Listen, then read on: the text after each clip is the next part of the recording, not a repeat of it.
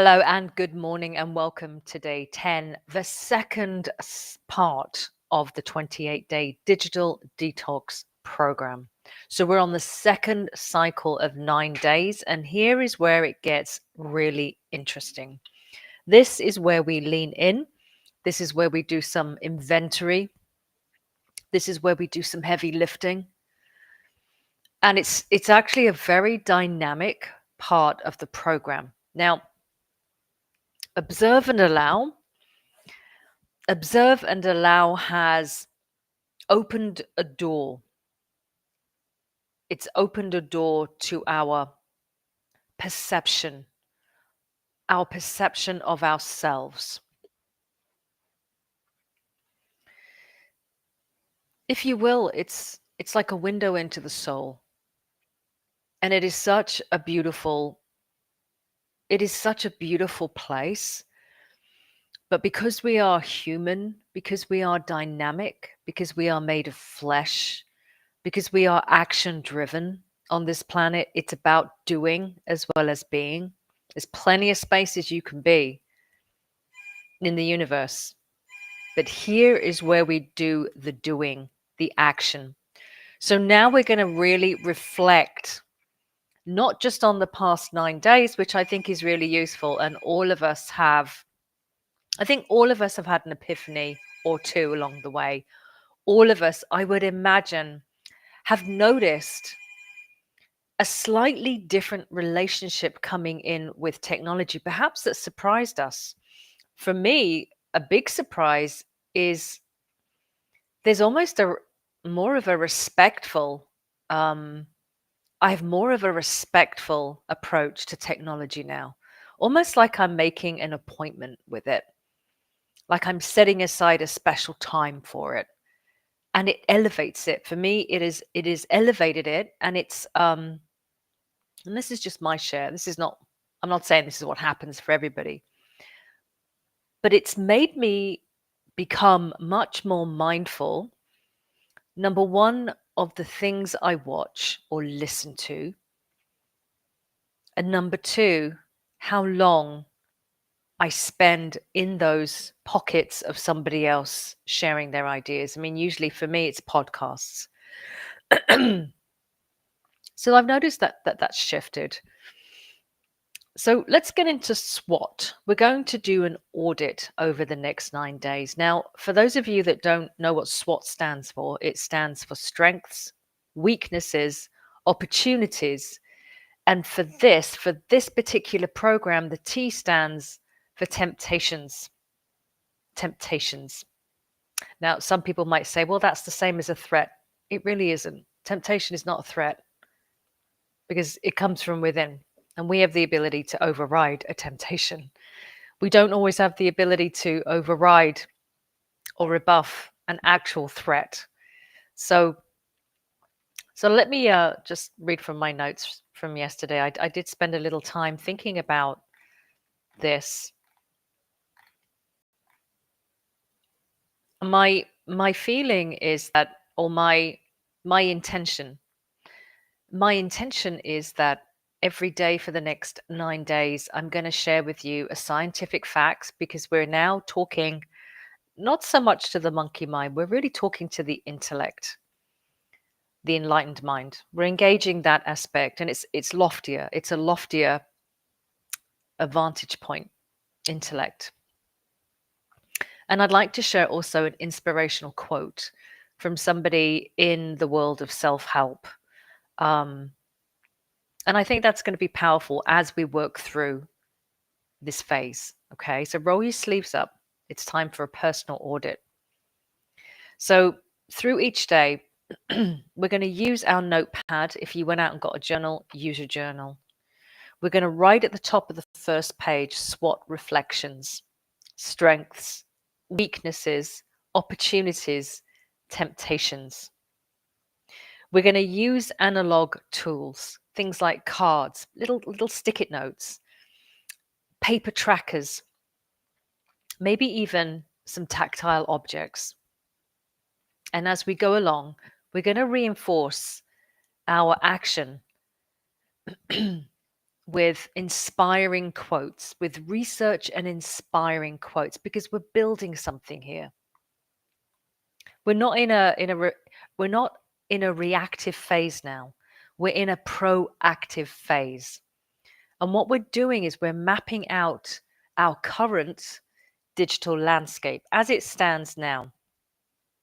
So here's a little quote from a study from 2024, and I'll put it in the show notes.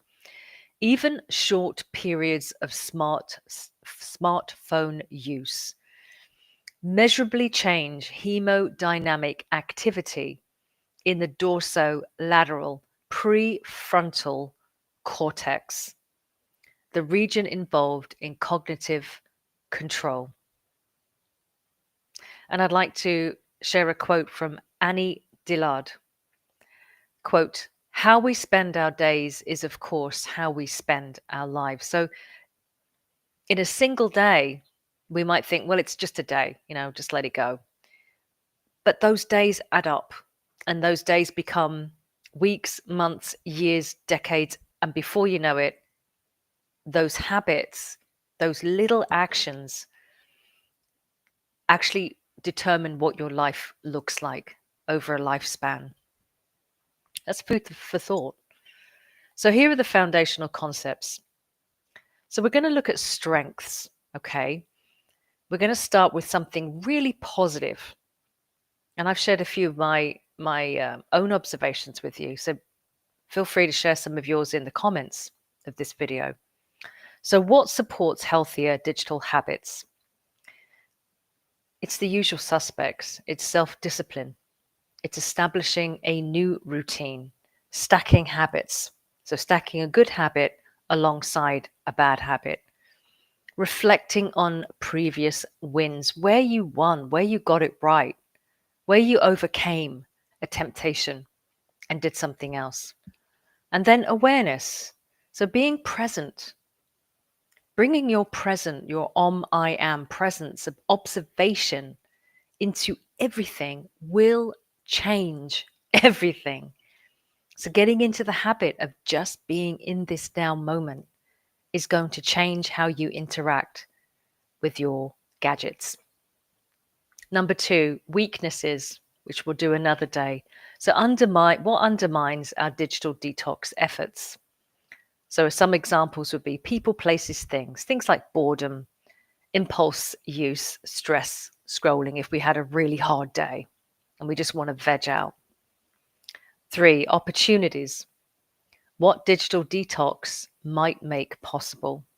For example, perhaps we make room for more creativity. We take up a hobby that brings us a great deal of joy. Perhaps we get to finally read or write that book. We are more present with people. Perhaps our sleep improves. And then there are real world connections. So can we go deeper with our loved ones, with our friends, with our community when we buy ourselves more time away from screens? And number 4, temptations. What lures us back to our devices? So example, people, places, things. The 3 Ps, we've talked about this. Pings, permissions, proximity. FOMO, fear of missing out. Perhaps apps tied to our identity. Perhaps we're over-identified with a social media app. Work pressure, peer pressure. If we belong to a group, for example, maybe we're pressurized into being in that group online more than we would like to. So identifying temptations is going to be very, very valuable. So we're going to use something called an analog prop, all right, for want of a better word. Now, analog just means anything that exists in the physical world, real world, material environment. So that's not a screen, not an app, not a digital interface. This is the realm of touch, texture, sensation, presence, and direct experience. So we're going to use an analog tool, our journal and our notepad, and our pens, obviously. And we're going to start today with these prompts. Remember, we're thinking about strengths. So And this is part of the audit. Questions like this: what role does technology play in my daily routine? What's the first thing I think about when I open my eyes? What is the technology I go to first? Why? What happens? How long does it take? So how long does it take for me to interact once I've picked that technology up? What is its impact? What does it cost you? What does it give? Is it a fair trade-off? How are you left feeling? And what is the trickiest app to ignore for you? Just put some thoughts around that.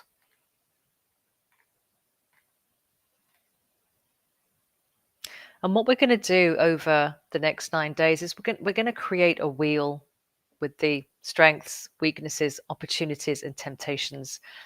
And that is going to be not just a timeline wheel, it's going to be a frame from which we can start to plot, to plan, to schedule the last 9 days of this digital detox, which is going to be all about recreation, creating the kind of life that we want, and mastering our screen time and mastering our temptations.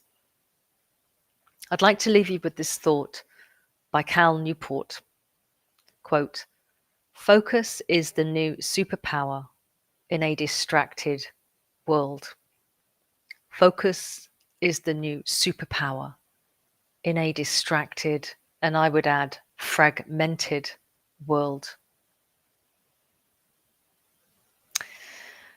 So food for thought. Let me know how things are going. It's great to get questions, by the way. It really is. Maybe there is something that you're discovering that I haven't talked about, maybe I haven't even thought about, that would help somebody else. So please share. Share in the comments, and also share these videos with somebody that perhaps is also struggling with their screen time. Now let's get into DCT, Deep Coherence Technique. And at this point, I would just like to mention that this is more than just a mindful practice, one of many out there. This came to me in May of 2024 at a profound time in my life, a dark night of the soul, and it came direct from the quantum field. Now, at some point, and very soon, I will be unpacking the science behind DCT.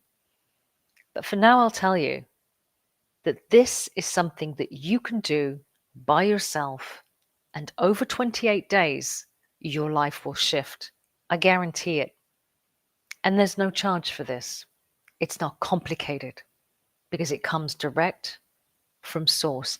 And that's how you can tell. There's a few things. That's one of the ways you can tell if something is authentic, is it's not complicated. When it comes from source, it is clear, you feel it, you know the benefits. So let's get into DCT. Staying coherent is the equivalent for our soul of keeping focused. So this is a 5-step biotechnology activation. The difference with what we do here is we go through the biotechnology, the electromagnetic field, the antennae, the grounding, and everything else. And we bring in that resonance and start to generate it.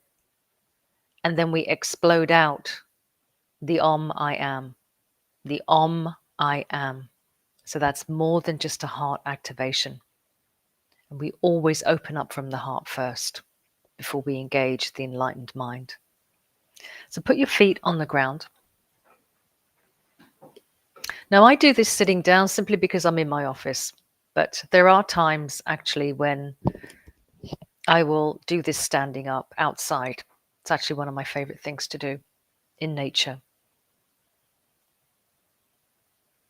Now, step 1, is about tethering to the Earth's core where the Schumann resonance is.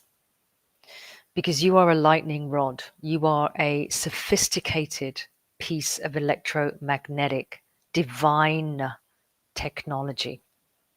You're not an apparatus. You're not something to be manipulated. You are a holy vessel. So when we put our feet on the ground, imagine two pins going into the ground and grounding the biotechnology. So I want you to imagine in the soles of your feet now, two spiral copper coils going down very gently into the earth. We never want to penetrate the earth disrespectfully. She is the divine feminine. She is our mother. So very, very gently, we coil those two copper coils all the way down through all the layers of the earth.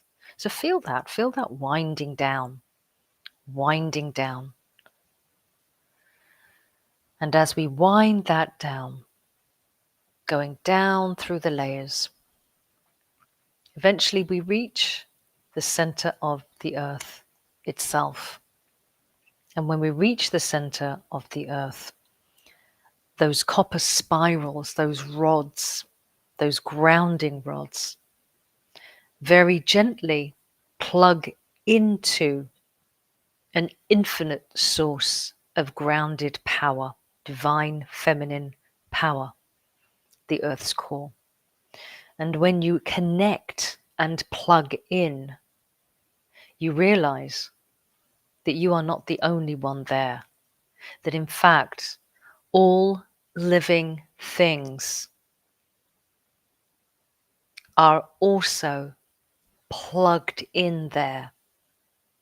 The earth and everything in it is just one giant organic network. So now connect to every living thing. Very good. And now because you're plugged in as a plug and go technology, calibrated uniquely for this planet, it's going to be very easy for you now to draw up this resonance, this current, this flow.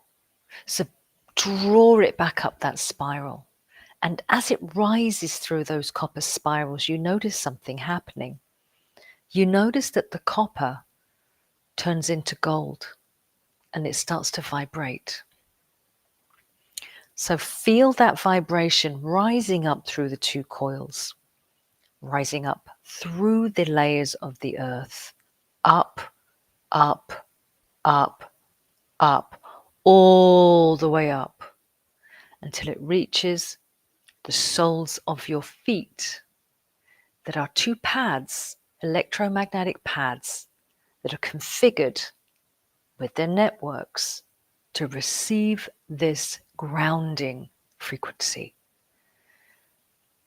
Very good. Now, allow that spiraling, vibrating, harmonic resonance to rise up through your legs. And as it does so, you feel deeply relaxed, deeply connected, deeply coherent. Now that current, that frequency, that resonance, that vibration is going to keep rising all the way up, all the way out, all the way in, and all the way up until it touches the surface of the crown chakra and then rises up to the edges of the electromagnetic field. And as that energy comes in, notice what happens.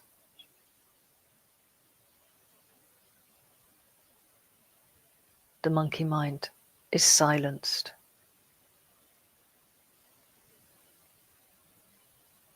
Feel that stillness.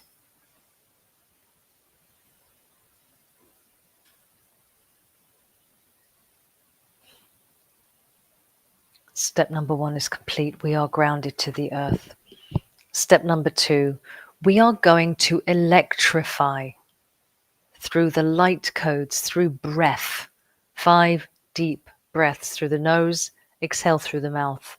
And as we breathe in, I want you to imagine in your mind's eye, for in fact this is the truth, that you're breathing in the breath of life, prana itself, from the center of the cosmos. And as that breath comes in, it illuminates your etheric, energetic body. This is what illumination means. So breathe purposeful. This is not a step to rush over. Be in this step. It's important.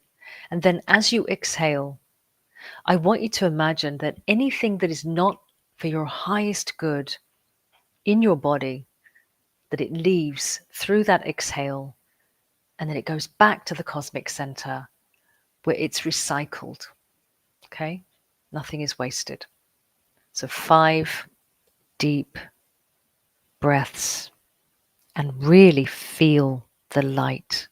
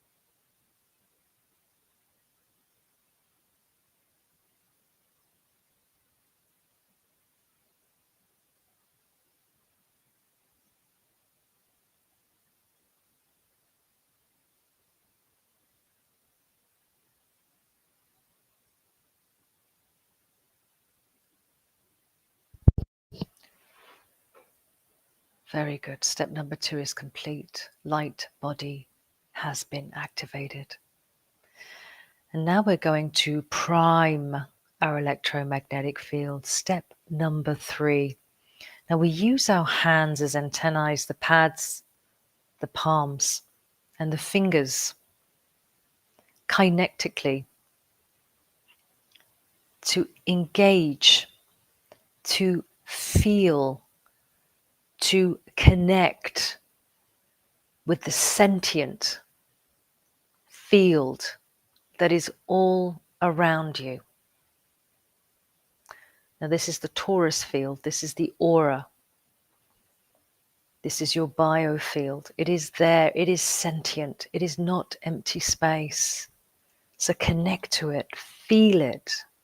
And in fact, the more you do this, you get to the point where you can literally do this like a tuning fork, and you can feel your entire biofield, your entire electromagnetic field. You are the tuning fork. No one else does this for you. You do it. So priming our electromagnetic field strengthens it, coheres it, but most importantly, prepares it for what comes next. And these steps follow the way they do for a divine reason. We are preparing the electromagnetic field to be a reception space for the Om-powered I Am, the divine in residence. So step number 4, bring your hands to your heart and press in. Really connect to your heart, your physical heart. This is a sacred act.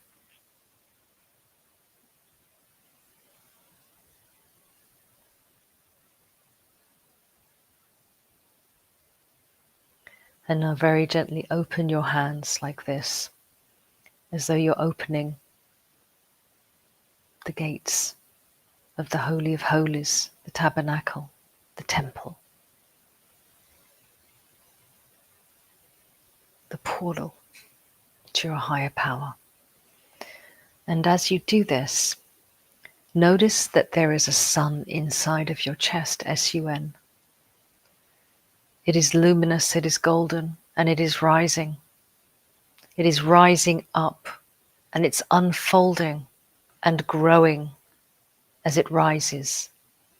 Its beams of light filling your primed electromagnetic field. Now, this is also the resurrection of the sun, S-O-N, the inner sun, the child of God. This is the Om-powered I am that I am that I am. No labels, just divine presence. We call this the Shekinah light, the Holy Spirit. And let this expand out in all directions through your electromagnetic field.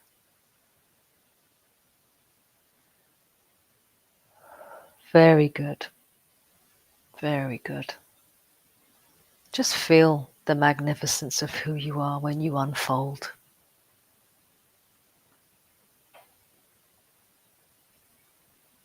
And now from this grounded sovereign space, this holy space, it is now appropriate to open ourselves up to the cosmos itself through a vortex that we call the power of 9.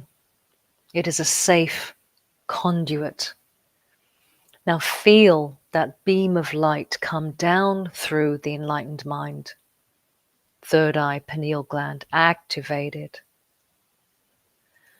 Beam down into the heart, the sphere, the centripetal sphere. For it is only the heart that can expand this light and create a wave of coherence. You can see it as a ripple on a still lake or as a waveform, however you see it. Now see that expanding out through the golden primed electromagnetic field. This is deep coherence. This is what calibrates you. So let that run and run and run and run in all directions. And when it gets to the edge of your electromagnetic field, let go and let God. And that coherence is going to run for you all day long. And we say to you, notice what you notice in the quantum field.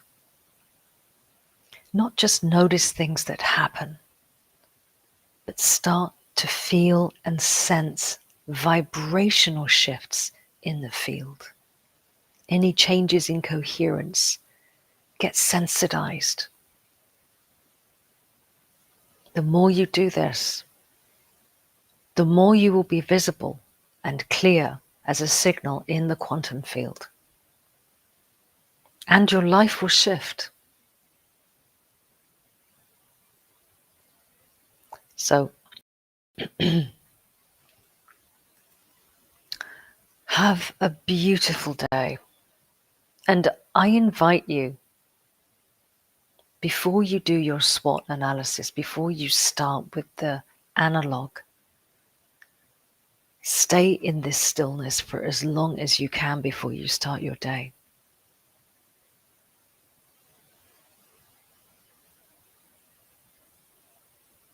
Because this is where the gold is. God bless you.